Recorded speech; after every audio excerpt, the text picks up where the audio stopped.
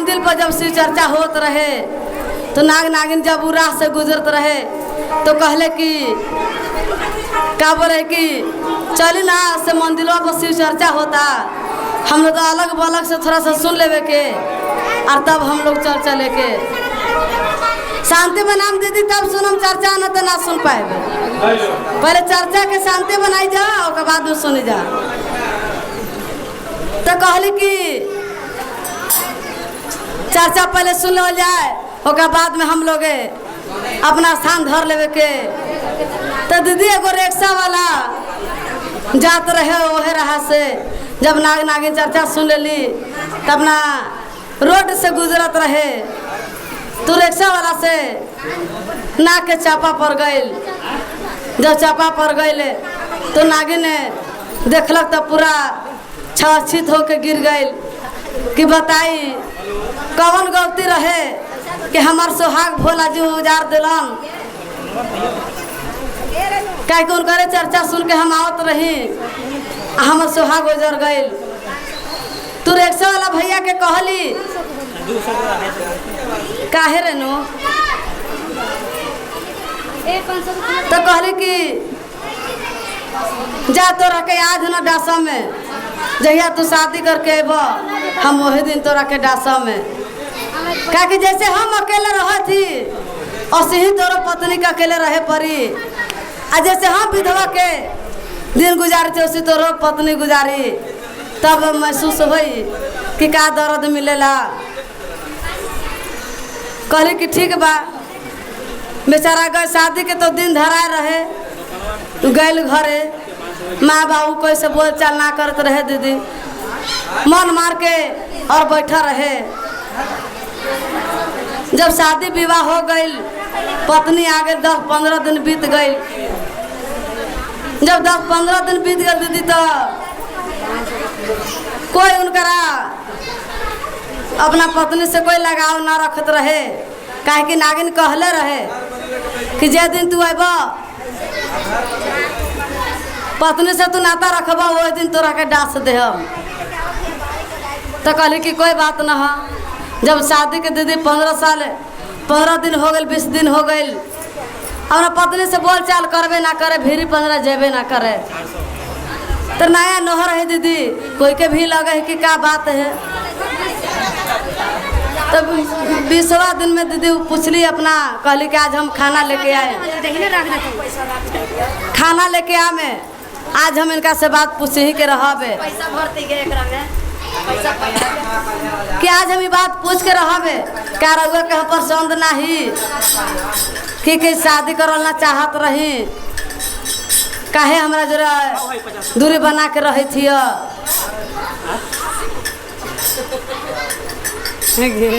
हमरे पैसा लेके कोई बात ना। जब खाना लेके ली पत्नी जब खाना खाओ के दीदी ये दीदी शांति बना कर काहे जा लगे बंद कर दें।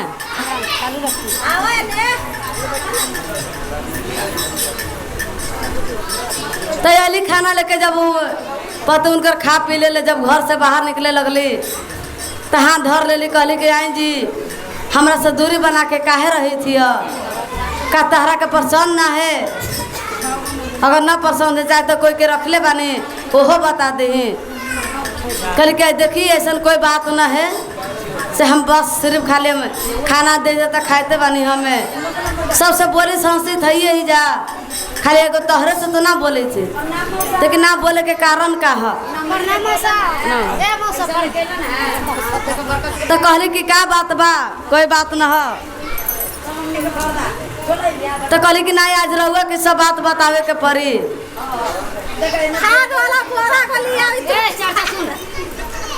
पहले पैसे के फरमाइश कर ला ओकर बाद में चर्चा सुनी है।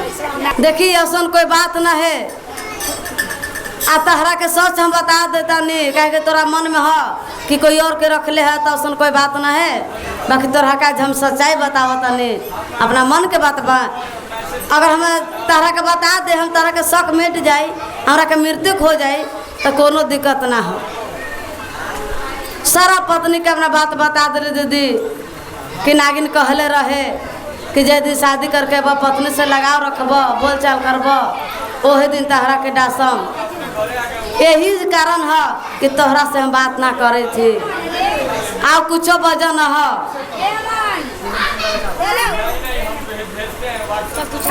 तब ओकर बाद में कहली कि कोई बात ना है, जाई गांव घर में से दूध मांग के ले आई आ 2 गो कपटी हमरा ला के दे दी।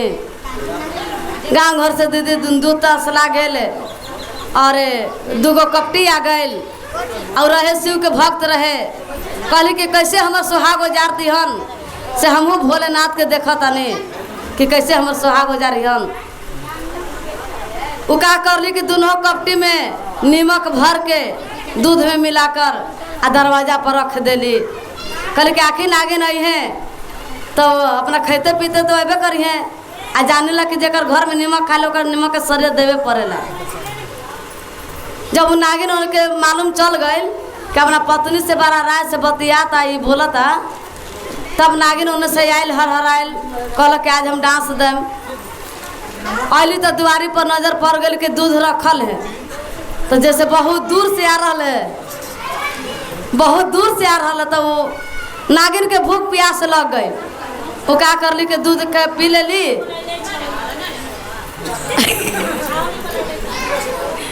जब दूध पी लेली तो उनका नागिन के लागल कि मैं नीमक मिलावल है, मिलावट करल है।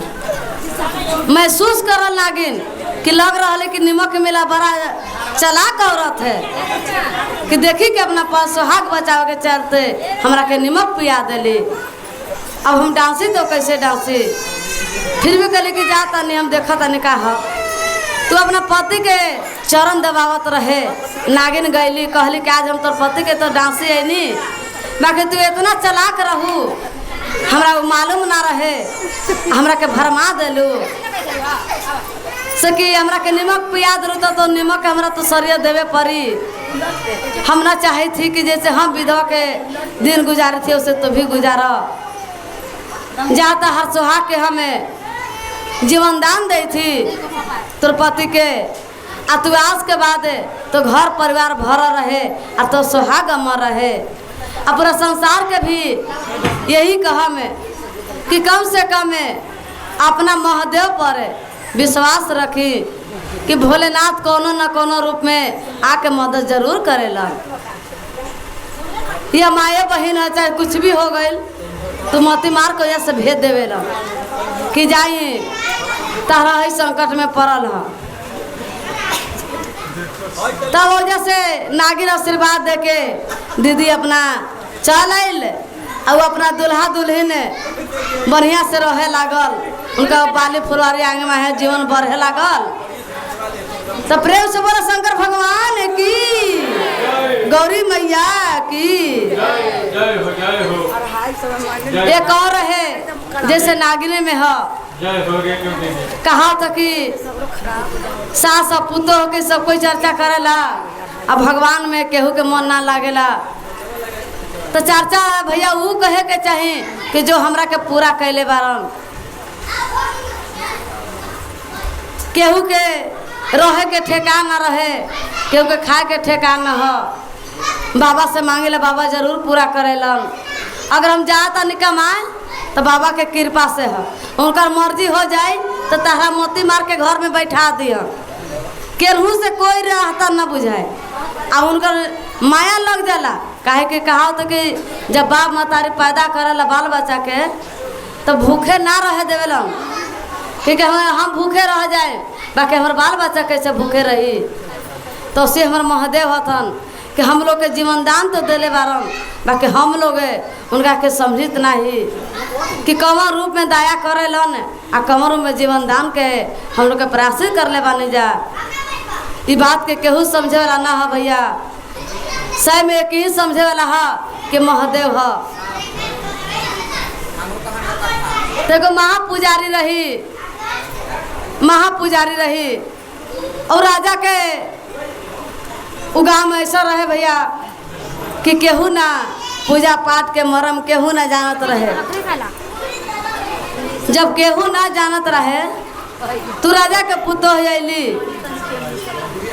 राजा के पुतोह अली तो कहली अगल बगल में बतियाए कहे कि देखा ना फलाना बहू रोज चर्चा में जाला। का है चर्चा में?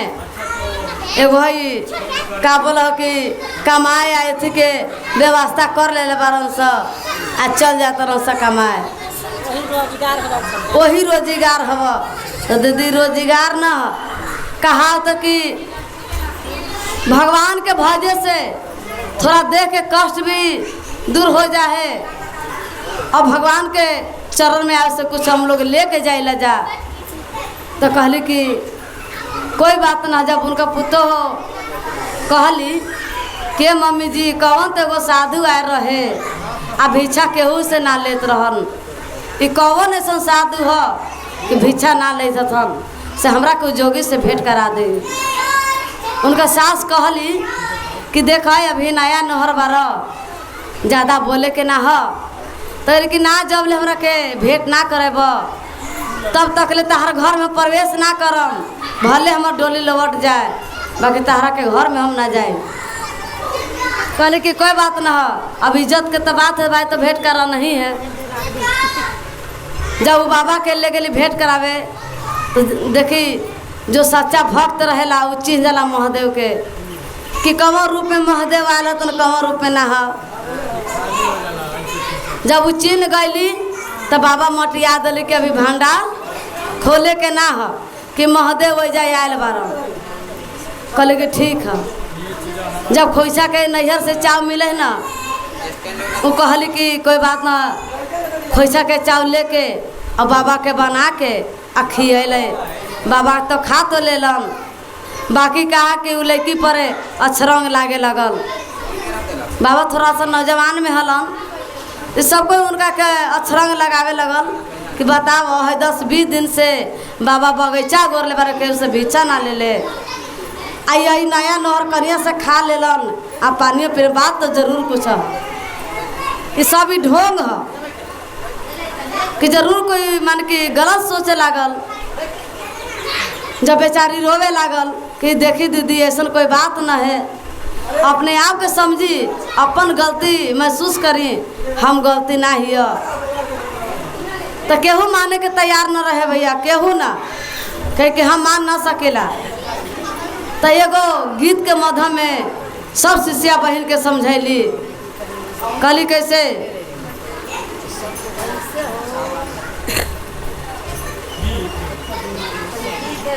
कहत रे पे एगो भजन थोड़ा सा आ गल भैया गीत के माध्यम में समझावे लगली कि हाथ के में हो दिया ए शिव गुरु छूटा हो ना पहले रे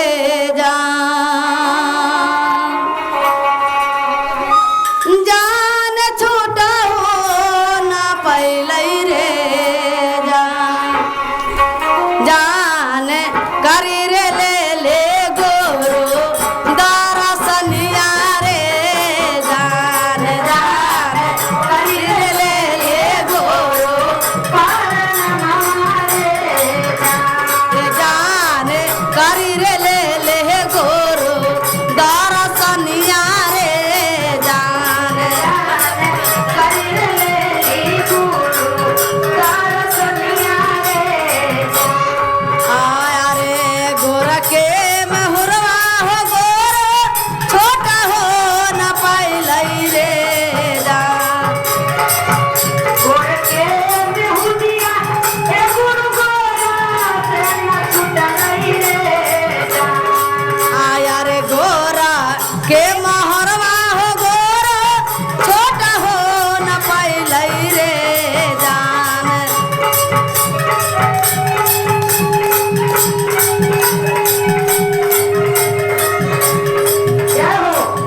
आने करी रे ले गोरो दरसनिया रे जान करी रे ले गोरो दरसनिया रे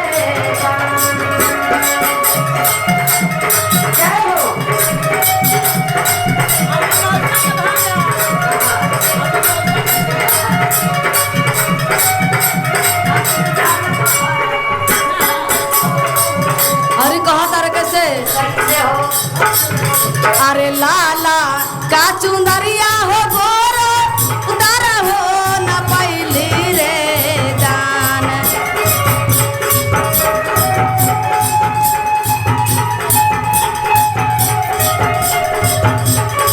आया रे लाला का चुंदरिया हो गोरो उतार हो न पैली रे जान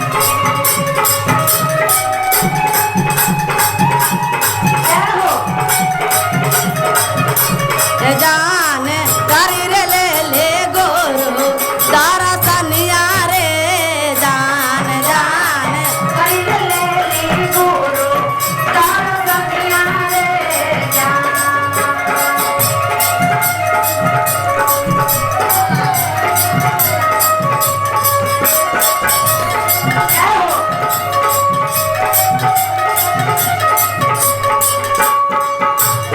और कहा तार कैसे अरे साभा कोई बोले हो गोरो बोलिया कु बोलिया रे जान बोलिया कु बोलिया रे